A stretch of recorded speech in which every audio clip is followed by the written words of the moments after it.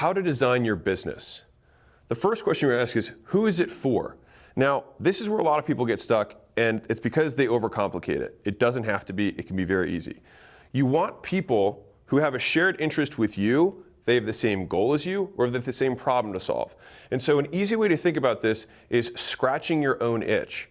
Because right now, if there's a problem that you're trying to solve, whether it's like, I want to learn how to day trade, or I want to learn how to flip houses, or I want to learn how to paint, or I want to learn how to play ping pong, all of these things are things that you might be inherently interested in.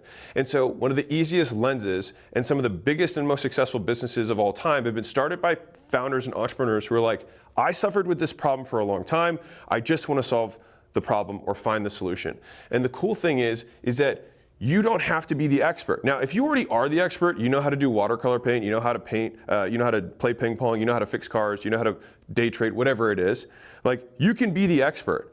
But I think the majority of you will probably opt for something like this, which is crowdsourcing, which is finding other people who are simply interested in solving the same problem as you, and then using the community, leveraging your community to help solve the problem together. Now, they can go out, find the answers, bring them back to the community, and then that provides value to everyone else. But also, and this is a skeleton key of life for you to gain access to people you otherwise wouldn't, is that when you put a group together of 100, 500, 1,000, 5,000 people, you can then reach out to other people who are way above you in terms of status or reach or following and say, hey, I've got this community. I'd love to give you access to them if you'd be willing to make a 30-minute video with me or do a call with my community for Q&A.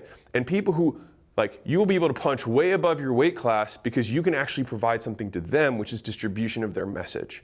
And so you actually get a favor from the person who's doing the Q&A, and you are perceived as delivering value to your community, and so you get a win-win for everyone. So right off the bat, you probably know if you're an expert, and if you're not an expert, this is probably going to be the path for you. And school's been built to facilitate this model so that you no longer have a reason to not get started. The next question you have to ask is, do I want my community to be free, or do I want it to be paid? If you're just starting out, start for free. Get people in the community, find out what they like, start providing value to them, learn how to actually run a community. And then at any point, when you feel confident enough that you can provide value to an audience and that audience in of itself is valuable, you can flip it to paid. And so the nice thing is that this is an irreversible decision. You can start here and then eventually move to paid when you feel confident. And if you're already confident that you can provide value to an audience, you can start at paid right up front.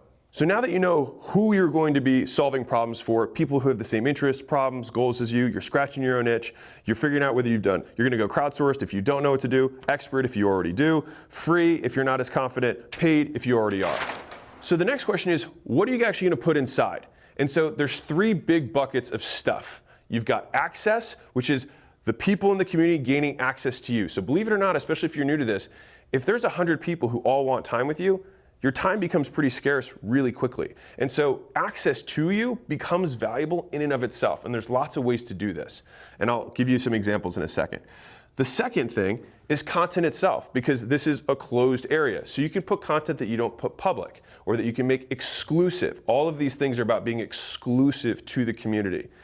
The third is events. Now, events can be digital, they can be in person, so you can do a wide variety of types of events. It can be with lots of people, it can be with very small people. It could be going on a hike, or it could be doing a big digital conference. Any of these things fit within what you could put inside. And so the idea is that you want to create a schedule or a cadence around when you're going to be providing these things.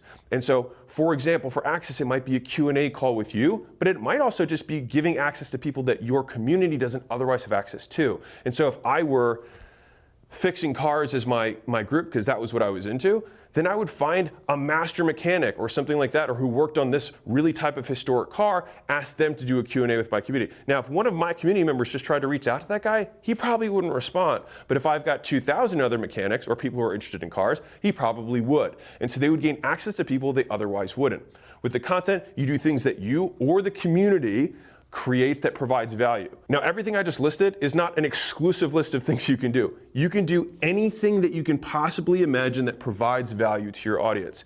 And so, two easy questions to think about this is, if you're scratching your own itch, what do you think is epic? If you're like, man, it'd be so epic if this happened, that's a great place to start for value you can provide to your community.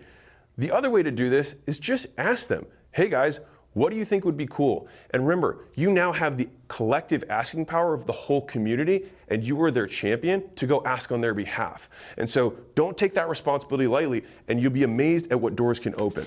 Now, what actually provides value? Because people throw this word around a lot. So what makes a community valuable? I like to go back to the value equation, which is from my book, $100 Million Offers.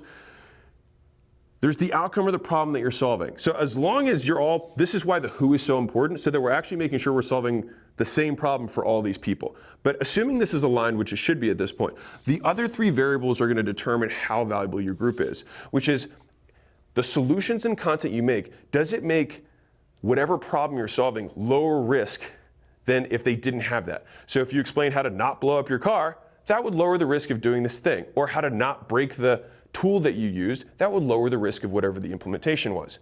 If you can help them do it faster, they will like you more. If it normally takes a year and you can show them a way to do whatever it is in 3 months, that's valuable.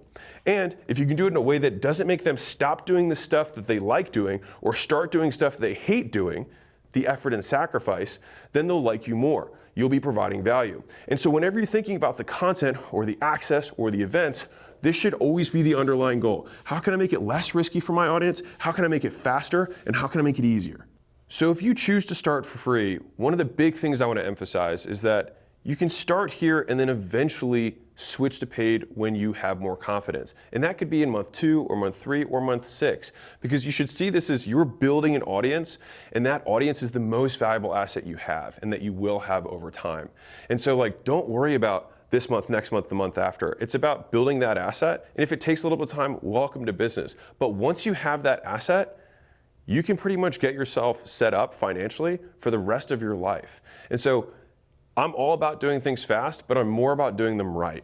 And so you can start free and in a couple months switch to paid. And when you do switch to paid, have so much more momentum that you can skyrocket to the top and win. Because if you start your community that's paid with 1,000 members already in it, for example, and then you have paid people who come in later, you already have this super lively community that there's valuable people, there's great contributors. It's kind of like showing up to an empty party versus showing up to a party that's already rolling. Early on in the night at the club, they let people in for free, and then at past a certain point, once there's enough people, they start switching and paying for tickets to buy in. Right? Same idea, just done digitally. And so you can do it either way, but don't be ashamed or don't be worried about starting for free because you're like, when am I going to go to paid? You're actually going to set yourself up for a really solid paid community if you start free first. So don't worry about it if you're starting here.